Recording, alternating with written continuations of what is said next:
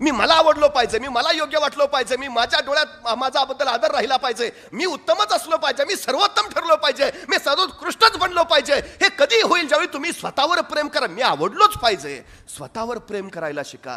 कारण स्वतःवर प्रेम करायला लागलात तर तुमच्या क्षमता वाढीला लागतील, तर तुमचं कौशल्य वाढीला लागेल. काहीतरी करू शकतो, बनवू शकतो. ही भूमिका फार महत्वाची आहे, सगळ्यात महत्वाची. आणि जी माणसं स्वतःवर प्रेम करतात ना, तीच माणसं यशस्वी होतात. हा आतापर्यंतचा सगळ्यात मोठा अनुभव आहे.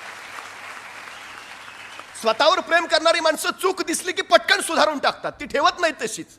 आपल्यात कुठली चूक दिसताच कामा नये याच्याकडे त्यांचा सगळ्यात मोठा कल असतो. आपण कुठल्या क्षेत्रात कमी असताच कामा नये याच्याकडे त्यांचं बारीक लक्ष असतं. आपण इतरांच्या तुलनेत उत्तमच असलो पाहिजे याच्याकडे त्यांचं बारकाईनं लक्ष असतं. ते स्वतःला सातत्यानं घडवत राहतात. ही सगळ्यात महत्वाची गोष्ट आहे. त्यामुळे पहिल्यांदा स्वतःची ओळख करून घ्यायची असेल तर स्वतःवर प्रेम करायला शिका. सगळ्यात महत्वाचं. ही ओळख एकदा निर्माण झाली की मग आपण करू शकतो. काय करायचं आहे, नेमकं काय. आता हे करताना सुद्धा पूर्ण डिवोट होऊन करा. स्वतःवर जसं प्रेम करता तसं स्वतःच्या ध्येयावर सुद्धा प्रेम करायला शिका. प्रेम या शब्दाचा अर्थच काय आहे हो? ज्ञानेश्वरांनी ज्ञानेश्वरीमध्ये प्रेमाचा अर्थ सांगितलाय. ते सांगतात, भक्ती म्हणजेच सर्वस्पर्शी प्रेम आणि प्रेम म्हणजे सर्वस्पर्शी भक्ती. स्वतःला शरण जा, जसे परमेश्वराला शरण जातात तसे. आपण परमेश्वराला सातत्यानं म्हणतो, तुझ्याकडे जे जे उत्तम आहे, उदात्त आहे, मंगल आहे, भव्य आहे, दिव्य आहे, उदंड आहे, अखंड आहे, प्रचंड आहे, ते सगळं मला दे. स्वतःला शरण जाणे तेवढंच म्हणा. माझ्या जे जे उत्तम आहे, सर्वोत्तम आहे, सर्वोत्कृष्ट आहे, उदंड आहे, भव्य आहे, प्रचंड आहे, ते सगळं बाहेर येऊ दे. याला शरण जाणं म्हणायचं. स्वतःला आतनं बघ, मग बाहेर काढता येतं, मग बाहेर पडतो आपण. आम्ही गोष्टी लैला मजनूच्या सांगतो, पण लैला जगात काय प्रेम या दोघांनीच केलं होतं का? मग हे दोघच का लक्षात राहिले? याचं कारण मर्यादांच्या पलीकडे जाऊन प्रेम याने केलं. ही सगळ्यात मोठी गोष्ट आहे. करायचं ना प्रेम, ध्येयावर प्रेम करा. काय व्हायचं आहे? कलेक्टर व्हायचं आहे, एसपी व्हायचं आहे, काय व्हायचं आहे एकदा ठरवा आणि त्याच्यावर इतकं तुटून प्रेम करा की बस ते मिळालंच पाहिजे, प्राप्तच झालं पाहिजे तुम्हाला. दुसरं काही नाही, सुचलंच नाही पाहिजे काही बाकी. मजनू सातत्यानं रात्रंदिवस फक्त लैला लैला करत होता.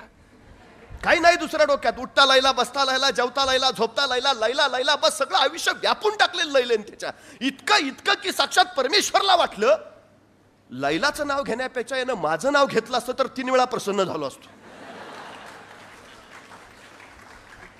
पण याच्या डोक्यात देवाचं नाव नाही, याच्या डोक्यात परमेश्वराचं ध्यान नाही, त्याला फक्त लैला. शेवटी परमेश्वर म्हणले याला एकदा बघावं तरी. असला भक्त आमच्या वाट्याला नाही कधी आला. कसा आहे हा भक्त बघावं. परमेश्वर समोर आले त्याच्या. याचं लैला लैला चालू. आता परमेश्वर दिसल्यावर दुसऱ्या कोणी पटकन उडी मारली असती, पायावर लोटांगण घातलं असतं, भगवान बरं झालं, भगवान म्हणले असते काय देऊ, सगळं मागितलं असतं. पण हा लक्षच द्यायला तयार नाही. भगवानाने विचारलं, मी आलोय. बरं मग?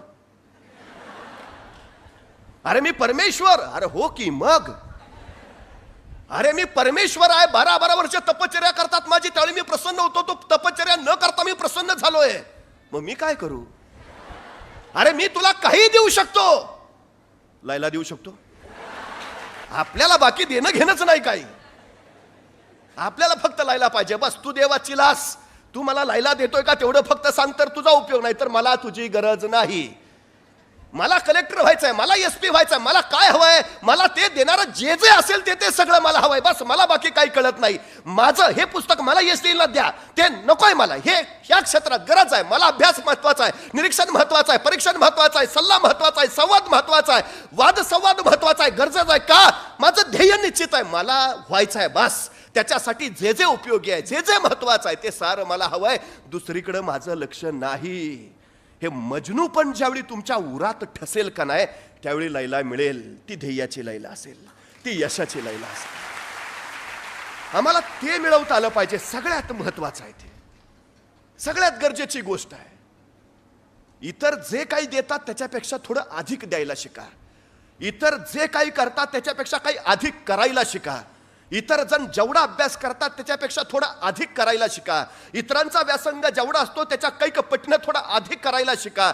इतरांना जे यश मिळालं नाही ते तुम्हाला थोडं अधिक मिळेल, कारण तुम्ही त्यांच्यापेक्षा काही अधिक केलं आहे. ही सगळ्यात महत्वाची गोष्ट आहे. तुम्हाला आत्तापर्यंत कुणालाही न मिळालेलं यश जर मिळवायचं असेल तर आत्तापर्यंत या जगात कुणीही केलं नाही असं काहीतरी तुम्हाला करावंच लागेल, तेव्हा कुणाला मिळालं नाही असं यश मिळेल.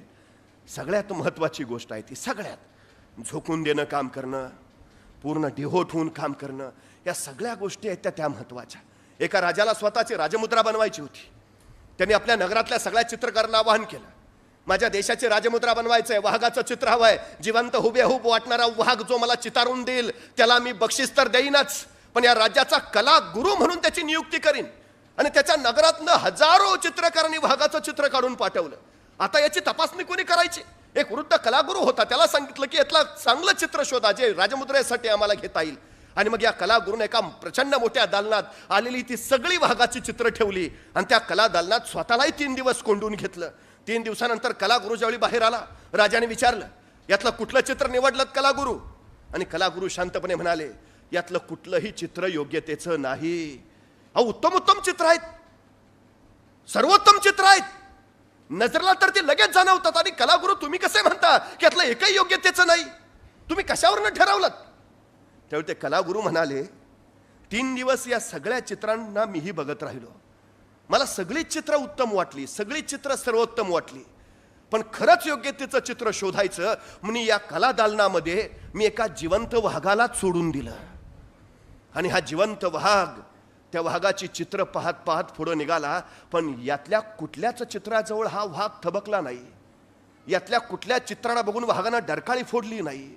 यातल्या कुठल्याच वाघाच्या चित्राला बघून हा वाघ भ्याला नाही. यातल्या कुठल्याच चित्रातल्या वाघाची दहशत घेऊन वाघ पळाला नाही. ही सगळी चित्र बघून त्या वाघावर काही परिणामच नव्हता. याचा अर्थ प्रत्यक्ष हुबेहूब वाटावं अशा योग्यतेचं एकही चित्र नाही.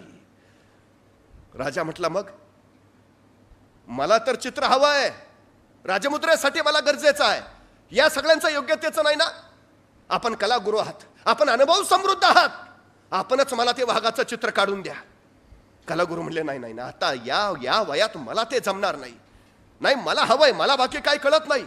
कलागुरू म्हटले, त्यासाठी मला 3 वर्ष जंगलात जाऊन राहावं लागेल.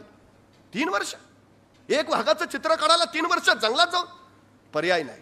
राजाला सर्वोत्तम चित्र हवं होतं, त्यांनी कलागुरूंची मागणी मान्य केली आणि हा कलागुरू जंगलात गेला. 6 महिन्यानंतर राजाने आपल्या सैनिकांना पाठवलं, तो कलागुरू काय करतोय ते कला कधी बघा तरी. ते सैनिक जंगलामध्ये गेले तर हा वाघाच्या सगळ्या घोळक्यात बसून वाघांचं निरीक्षण करत होता. सैनिकांनी परत म्हणले, ते बसलाय वाघात. परत 6 महिने झाले.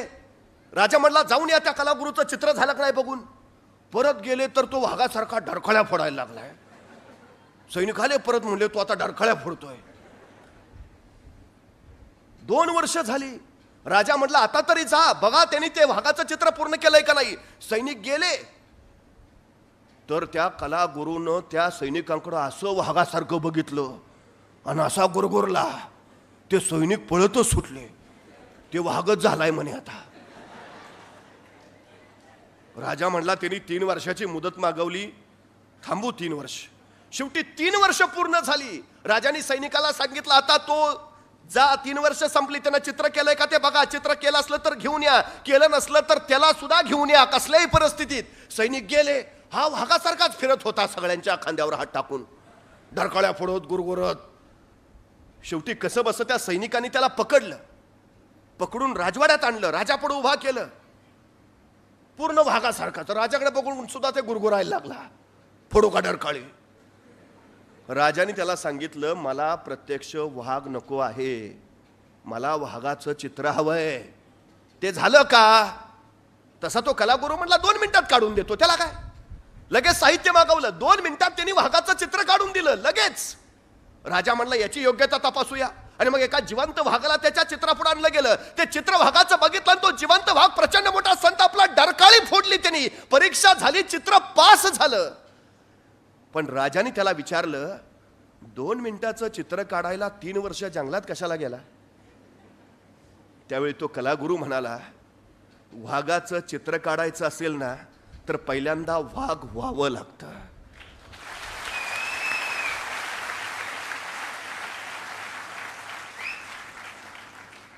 वाघ झाल्याशिवाय वाघ बनता येत नाही, वाघ बनल्याशिवाय वाघ दाखवता येत नाही, त्यात जिवंतपणाच उतरत नाही. त्याच्या श्वासाशी जोपर्यंत माझा ध्यास जोडला जात नाही तोपर्यंत मला वाघ चितारणं शक्य नाही. गेली 3 वर्ष मी जंगलामध्ये पूर्ण वाघ पुरता वाघ झालो, त्यावेळी 2 मिनिटात मला हा जिवंत वाघ चितारता आला.